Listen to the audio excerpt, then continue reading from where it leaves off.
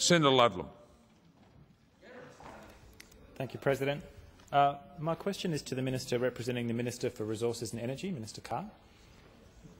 Today, Minister Martin Ferguson announced that fairness had been restored to the process for selecting a national radioactive waste dump site.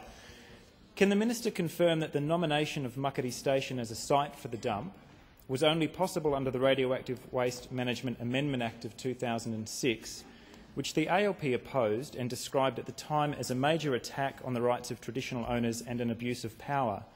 How can the government continue to progress the nomination of Muckaty while claiming to repeal the act that made it possible? The Minister representing the Minister for Resources and Energy, Senator Carr. Thank you, Mr President. The Minister for Resources and Energy, Martin Ferguson, has indicated that tomorrow he will introduce the National Radioactive Waste Management Bill of 2010, and that is, and of course this honours this honours the government's long-standing commitment to repeal the Howard government's Commonwealth radioactive waste. Order. Senator Ludlam. Sorry, President. A point of order on relevance. I've read the Minister's press release. I draw your attention to the specifics of the question relating to the nomination of the Muckaty site. The Minister has been proceeding a very short period of time, 21 seconds into the answer. I draw the Minister's attention to the question, and you have a minute 39 remaining to answer the question. The Minister. Thank you. The Senator says he's read the press release. Well, then he would be aware that the new legislation will provide a proper process to establish a purpose-built facility for managing radioactive waste generated by Australia's medical, industrial, agricultural and research use of nuclear materials. Now, I'm sure the Senator does appreciate that the purpose of that matter is that a site, of course, and the Minister's view, and he's made it very, very clear, a site selection process has to be concluded, and of course there can be no facility automatically imposed on any particular community. What the Minister has indicated is that the new bill will require that any site to be volunteered by the landowners. By the landowners, Senator. And that what it also says that affected landowners and communities must be consulted. And that is exactly what the Minister is doing. I would expect that this chamber would be only too happy with that process, and I look forward to the support of this chamber on this important matter.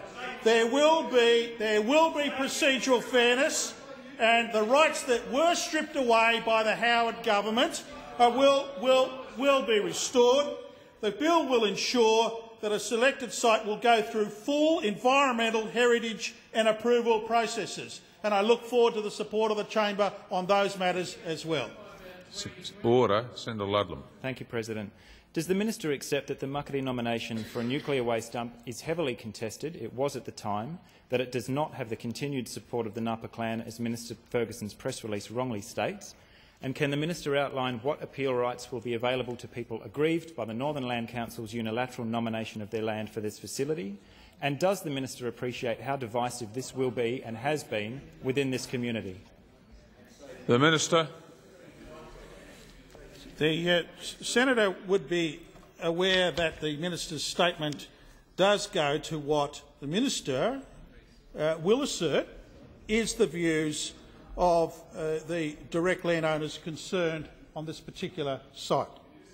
The previous government announced in July 2005 that there would be an assessment of the 3 defence sites in the Northern Territory, and that the Act, of course, gave powers to establish the facility at any of the defence sites or the sites nominated by the Aboriginal Land Council or the Northern Territory Government.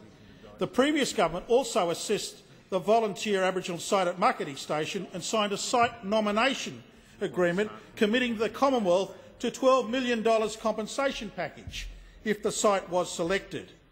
And the Napa people, traditional owners, remain committed to that nomination. That's the advice that I've been given, and that's the advice I tendered to the chamber.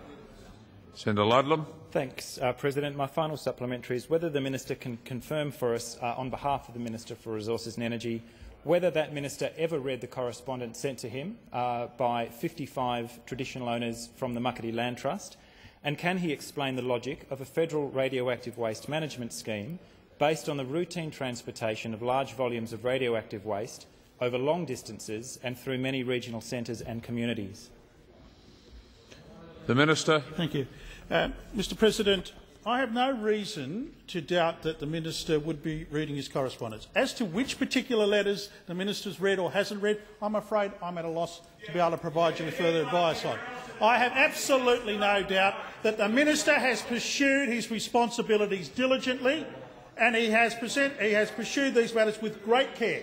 I know of his commitment to consultation with Indigenous communities and I have absolutely no doubt about his sincerity in these matters.